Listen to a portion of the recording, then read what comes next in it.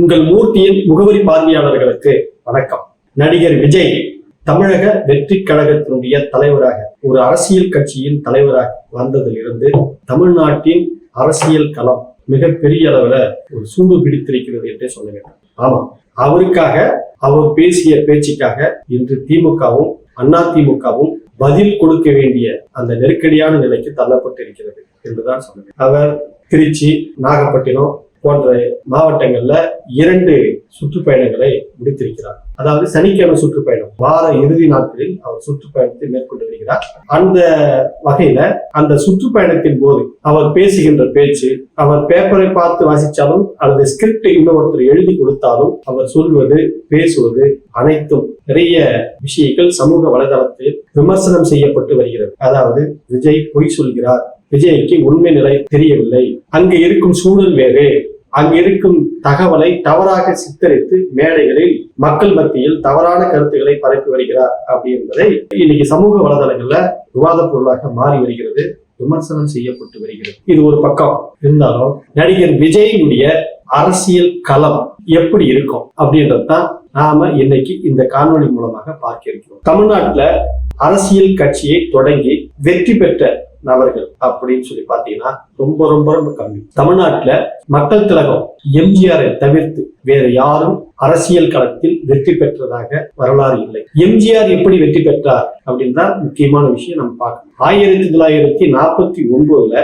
September மாதம் 17ஆம் தேதி திமுக தொடங்கப்பட்டது. அப்போதுதான் எம்ஜிஆர் சினிமா உலகத்திற்கு உள்ளே வருகிறார், அப்போதுதான் கலைஞரும் சினிமா உலகத்திற்கு உள்ளே வருகிறார், அப்போதுதான் திமுகவும் தொடங்கப்படுகிறது. அதாவது ஒரு வருஷம் முன்னாடியே ஒரு வருஷம் பின்னாடியே இருக்கலாம். அப்போதுதான் எல்லாமே நடக்குது. தமிழ்நாட்டுல மிகப்பெரிய ஒரு மாற்றம், ஒரு சேஞ்ச் அப்படின்னா தந்தை பெரியாரை விட்டுட்டு அப்போது இருக்கக்கூடிய 49 காலகட்டத்தில் இருக்கக்கூடிய இளைஞர்கள் சுயமாக சுய சிந்தனையோடு இயங்க தொடங்கிய காலகட்டம் 1949, 1950 இந்த காலகட்டத்தை நாம சொல்லலாம். 1949 செப்டம்பர் மாதம் 17ஆம் தேதி திமுக தொடங்கப்பட்டது. எம்ஜிஆரும் சற்று ஏறத்தாழ அதே காலகட்டத்தில் 1952 திமுகவில் உறுப்பினராக சேர்கிறார். சேர்ந்த பின்னாடி சினிமாவில் மட்டுமே கவனத்தை செலுத்துகிறார் எம்ஜிஆர். அதற்கு பின்பு 1957 திமுக முதலில் தேர்தல் களத்தில் சந்திக்கிறது. அப்போது பண்டித ஜவஹர்லால் நேரு பிரதமராக இருக்கிறார்.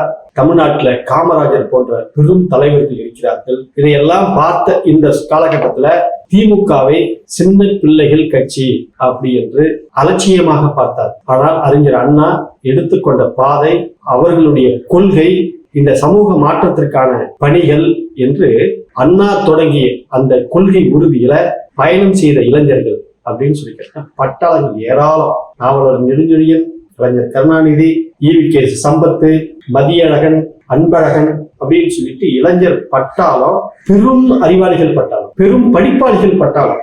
இவர்கள் ஒவ்வொருவரும் ஒவ்வொரு தூதுவர்கள். ஒரு மேடையில இவங்க அன்னைக்கு ஏறிட்டாங்க அப்படின்னு சொல்லி கேட்டீங்கன்னா அந்த மேடையை கட்டி ஆளுகின்ற திறமை அந்த இளைஞர்கள் கையில் இருந்தது. அவ்வளவு பெரிய பிரச்சார பீரங்கி திமுக இருந்தது. எல்லாமே மேடை பேச்சுகள், எல்லாமே அடுக்குமொழி பேச்சுகள், எல்லாமே புது தமிழகம், அதாவது தமிழை புதிய வடிவில் அறிமுகப்படுத்திய அந்த வரலாறு திமுகவுக்கு மட்டுமே உண்டு.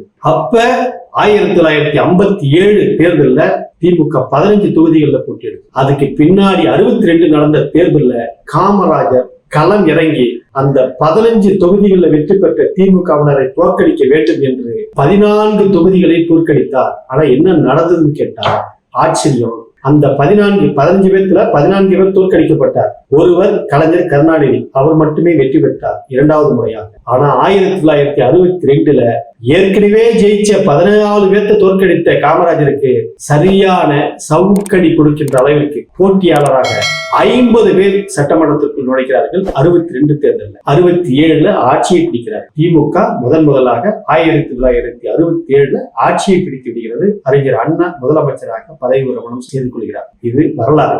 இப்ப 1952 இருந்து 1972 வரை எம்ஜிஆர் திமுகவில் பயணம் செய்கிறார். கடைசியாக அவர் 72 கட்சியை விட்டு வெளியேறும் வரை ஏறத்தாழ 20 ஆண்டு காலம் அவர் திமுகவில் இருந்தார். அதற்கு அடுத்தது திமுகவினுடைய பொருளாளராக எம்ஜிஆர் இருந்தார். அப்போது அவர் வெளியே வரும்போது ஒவ்வொரு கிராமத்திலும் எம்ஜிஆர் மன்றங்களாக இருந்தது அதிமுகவாக மாறுகிறது. திமுகவினுடைய வட்ட செயலாளராக இருந்தவர்கள் அதிமுகவினுடைய வட்ட செயலாளராக மாறுகிறார்கள். அப்படியே ஒவ்வொரு கிராமத்திலையும் அடிப்படையிலிருந்து ஒவ்வொரு கிராமமா சேஞ்ச் ஆகுது. அப்படி சேஞ்ச் ஆகும்போது அதிமுக ஒரு வெற்றி இலக்கை நோக்கி துடிக்கிறது. இதுதான் வரலாறு. இப்ப எம்ஜிஆர் அவர் உயிரோடு இருக்கும் வரை அவர் வெற்றியாளராகவே கருதப்பட்டார், வெற்றி பெற்றார், அதுல மாற்று கருத்து கிடையாது. ஓகே, அதற்கு அடுத்தது தமிழ்நாட்டில் கட்சி தொடங்கிய நடிகர்கள். நடிகர் திலகம் என்று கொண்டாடப்பட்ட சிவாஜி கணேசன் அவர்கள் 1988 தமிழக முன்னேற்ற முன்னணி என்கிற கட்சியை தொடங்கினார். அவரும் போனியாக இல்லை, தோல்வியை தான் தழுவினார். 89 அன்றைய ஜானகி அம்மையாருடன் கூட்டணி வைத்து ஏறத்தாழ 50 தொகுதிகள்ல கேட்டு வாங்கி ஒரு தொகுதிகளில் கூட அவர் வெற்றி பெறவில்லை, தோல்வியை தான் தழுவினார். அதற்கு அடுத்தது எம்ஜிஆரினுடைய பக்தன் என்று சொல்லக்கூடிய பாக்கியராஜ் அவர்கள் கட்சியை தொடங்கினார். கலைஞரனுடைய சிஷியன் என்று சொல்லக்கூடிய டி ராஜேந்தர் கட்சியை தொடங்கினார். அதற்கு அடுத்தது முத்துராமலிங்கனுடைய மகன் கார்த்திக் கட்சி தொடங்கினார். விஜயகாந்த் கட்சி தொடங்கினார். கருணாசு கட்சி தொடங்கினார். கமலஹாசன் கட்சியை தொடங்கி இன்று நடத்தி கொண்டிருக்கிறார். ஏன் மன்சூர் அலிகான் கூட கட்சியை தொடங்கிவிட்டார். இப்படி தமிழ்நாட்டில் அரசியல் கட்சி தொடங்கிய தலைவர்களில் எம்ஜிஆரை தவிர்த்து வேறு யாரும் வெற்றி பெறவில்லை, வெற்றி பெற முடியவில்லை. இதுதான் நடிகர்கள் அரசியலுக்குள் வந்த வரலாறு, அவர்கள் தோல்வியை தழுவிய வரலாறு. எம்ஜிஆர் வெற்றி பெற்றது, அவர் திமுகவோடு இருந்தார், 20 ஆண்டு காலம் இருந்தார், அதனால் அவர் வெற்றி பெற்றார், சாதனை புரிந்தார், அதுல மாற்று கருத்து கிடையாது. அதற்கு பின்னாடி வந்த நடிகர்கள் அனைவருமே தோல்வியை தழுவினார்கள். இது ஒரு பக்கம். அதற்கு அடுத்தது நமக்கு பக்கத்து மாநிலமான ஆந்திராவில் நடிகர் சிரஞ்சீவி ஒரு கட்சியை தொடங்கினார், பிரஜா ராஜ்யம். நடிகர் சிரஞ்சீவி 1978 சினிமா துறைக்கு முதல்ல வரார். அவர் தொடர்ந்து ஏறுமுகமாகவும் இறங்குமுகமாகவும் பயணம் பண்றார். அவர் நடித்து முதல் திரைக்கு வந்த படம் பிரணம் கரீது அப்படின்ற ஒரு திரைப்படம் முதல்ல 1978 திரைக்கு வருது. அதில் இருந்து அவர் பல ஏறுமுகங்களை கண்டு தொடர்ந்து வெற்றிதான். எல்லா வேடங்களையும் நடித்திருக்கிறார், வில்லன் வேடங்களையும் ஏற்று நடித்திருக்கிறார். தமிழ்ல வந்த படம் ரஜினிகாந்த் கூட வந்த படம் ராணுவம், அதுலயும் அவர் வில்லன் கேரக்டர்ல நடித்திருக்கிறார். இது எல்லா படங்கள்லயுமே அவர் என்னன்னு கேட்டா வில்லன் கேரக்டர் கிடைச்சாலும் நடித்திருக்கிறார், ஹீரோ கிடைச்சாலும் நடிச்சிருக்கார், எல்லா கேரக்டரும் நடிச்சிருக்கார். ஒரு கட்டத்துல அவர் 1992 அவர் இந்தியாவிலேயே அதிகம் சம்பளம் வாங்கும் நடிகர்களில் முதன்மையாக இருந்தார். இந்தியாவிலேயே அப்படி அவருக்கான ஒரு புகழ் கூடியிருந்தது. ஏறத்தாழ தமிழ்நாட்டினுடைய சூப்பர் ஸ்டார் ரஜினிகாந்த் அப்படின்னு சொல்வதை போன்று ஆந்திராவினுடைய சூப்பர் ஸ்டார் சிரஞ்சீவி என்று எல்லோரும் வர்ணித்தார்கள். இப்படி இருந்த அந்த சிரஞ்சீவி ஒரு கட்டத்துல கட்சி தொடங்கணுன்ற ஆர்வம் அவருக்கு வந்து விடுகிறது. 2008 ஆகஸ்ட் மாசம் அவர் கட்சியை தொடங்குகிறார். அதாவது 2009 தேர்தலுக்கு இன்னும் 8 மாதமே இருக்கக்கூடிய அந்த காலகட்டத்துல 2008 அவர் கட்சியை தொடங்குகிறார். அப்போது பெரிய விவாதம், எல்லா ஊடகங்களிலும் பெரிய விவாதமாக எடுத்துக்கொள்ளப்பட்டது. என்னன்னா 9 மாதத்துக்குள்ள சிரஞ்சீவி ஆட்சியை பிடிக்க போகிறார், ஆந்திராவுடைய முதலமைச்சராக சிரஞ்சீவி வரப்போகிறார் அப்படின்னு சொல்லிட்டு பெரிய அளவுல பேசப்பட்டது, விவாதிக்கப்பட்டது. 2009 நடந்த சட்டமன்ற தேர்தலில் அவரு வெறும் 18 தொகுதிகளில் மட்டுமே வெற்றி பெற்று தோல்வி அடைந்தார். வெறும் 18 தொகுதிகள் மட்டுமே வெற்றி பெற்றார். சரி, முதல் தேர்தலில் 18 சீட்டு கிடைக்கிறது சாதாரணமான விஷயம் கிடையாது, அது பெரிய வெற்றி தான். அதனால கட்சியை மீண்டும் நாம பலப்படுத்தணும், ஆட்சியை பிடிக்கிற அளவுக்கு உழைக்கணும் அப்படின்னு சொல்லிட்டு அவரு களத்துல இறங்கினார். 2009 நடந்த தேர்தல்ல அவர் 2 தொகுதிகளில் போட்டியிட்டார். அதுல ஒரே ஒரு தொகுதி திருப்பதியில மட்டுமே அவர் வெற்றி பெற்றார். அங்கதான் நீங்க நம்ம கூர்ந்து கவனிக்கணும். அவ்வளவு பெரிய சூப்பர் ஸ்டார் 2 தொகுதிகளில் போட்டியிடுறார். ஏன்னா அவருக்கே ஒரு தொகுதியில போட்டியிட்ட தோற்றுருவன்ற பயம் வந்துருச்சு. அதனால பாலகொல்லு அப்படின்ற தொகுதியிலையும் திருப்பதியிலையும் அவர் போட்டியிடுறார். திருப்பதியில் தான் ஜெயிக்கிறார், பாலகொல்லு தொகுதியில தோற்று விடுகிறார். இப்படியே 18 தொகுதிகளில் மட்டுமே வெற்றி பெற்ற சிரஞ்சீவி அவர்கள் ஒரு கட்டத்துல கட்சியை நடத்த முடியவில்லை. காங்கிரஸ் கட்சியினுடைய தலைவராக இருந்த முதலமைச்சராக இருந்த ராஜசேகர் ரெட்டி அவர்கள் விமான விபத்தில் இறந்து போய்விடுகிறார். அவர் இறந்தது பின்னாடி காங்கிரஸ் கட்சிக்கு சரியான தலைமை இல்லை அப்படின்னு ஒரு விவாதம் நடக்கிறது. அப்போது சிரஞ்சீவி தன்னுடைய கட்சியை காங்கிரஸில் இணைத்து விடுகிறார். இணைத்துவிட்டு காங்கிரஸ் கட்சியினுடைய தலைவராக நியமிக்கப்படுகிறார். இதுதான் வரலாறு. அதாவது 18 தொகுதிகளில் வெற்றி பெற்ற சிரஞ்சீவி அவர்கள் தான் சந்தித்த முதல் தேர்தலில் 18 தொகுதிகளில் வெற்றி பெற்ற சிரஞ்சீவி அவர்கள் அந்த கட்சியை நடத்த முடியாமல், அரசியல் அனுபவம் இல்லாமல், பக்குவம் இல்லாமல், உணர்ச்சி வசப்பட்டு அரசியலுக்குள் நுழைந்து முதல் தேர்தலில் 18 தொகுதிகளில் வெற்றி பெற்று, ஆனால் கட்சியை நடத்த முடியாமல் காங்கிரஸோடு இணைத்துவிட்டார். காங்கிரஸ் கட்சியில் மாநில தலைவராக நியமனம் செய்யப்பட்டார். அதற்கு அடுத்தது அவருக்கு ஒரு மந்திரி பதவி கொடுக்கப்பட்டது. அந்த மந்திரி பதவியில் 2 ஆண்டு காலமோ என்னவோ வேலை பார்த்தார். இதுதான் அங்க இருந்த சூழல்.